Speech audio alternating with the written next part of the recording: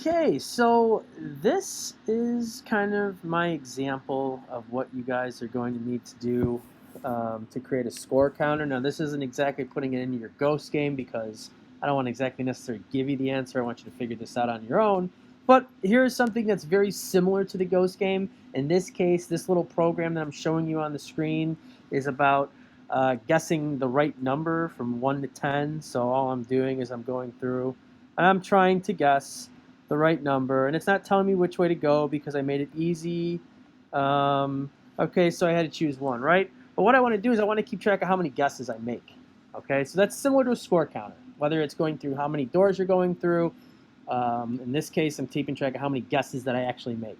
So first thing I want to do is I want to look at all this stuff, and I want to create a score counter. Now, when I create the score counter, I'm going to use score. Now, in this case, we want to set it to 0, and why would we do that? Because when the game starts, and if you look at most arcade games and anything that keeps track of a score, it always starts at 0 when you start. Like, it doesn't start at like 1,000, because what's the point of that, right? You got to start at 0. Now we're going to start 0 outside of the loop, because every time that you would do it inside the loop, it would reset the score back to 0 because it's looping. So we want to set it outside. So then we want to go down and we want to find in the program where we're going to add 1 to the score. So you have to decide, are you going to do it when you get the answer right and you're ending the game, or are you going to do it when you're keeping track of every time the person has to guess again? Okay? And in this case, it's when they guess again because it makes sense for the game. Now, if that doesn't make sense for your Ghost game, then you need to decide where to put it. Okay?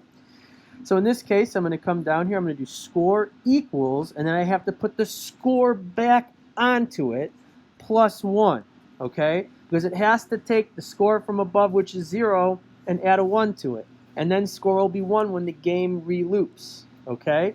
Then what you need to do is you need to tell the person, okay? Don't just keep track of the score and then not ever tell the person what they're doing. You got to say how many times they have guessed. So that would be a simple print statement, and we would say print, okay? You have guessed,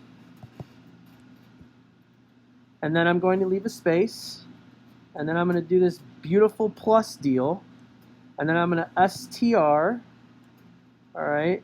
I'm going to str the score so it shows up, and then I'm going to move this outside of here, and I'm going to do another plus time. You have guessed this many, and then I'm going to put quote, space, times, boom, and I'm going to give it an exclamation point. Now when I run it, okay, it's going to guess a number. I'm going to guess 2. You have guessed 1 time.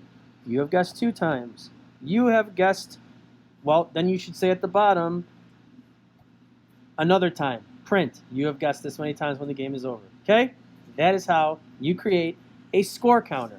Lives counter, same deal, except you're minusing away lives. Instead of adding a score, you're minusing and subtracting lives. Okay? So you're changing the math sign. That is that simple. All right? Hope you guys get something out of this.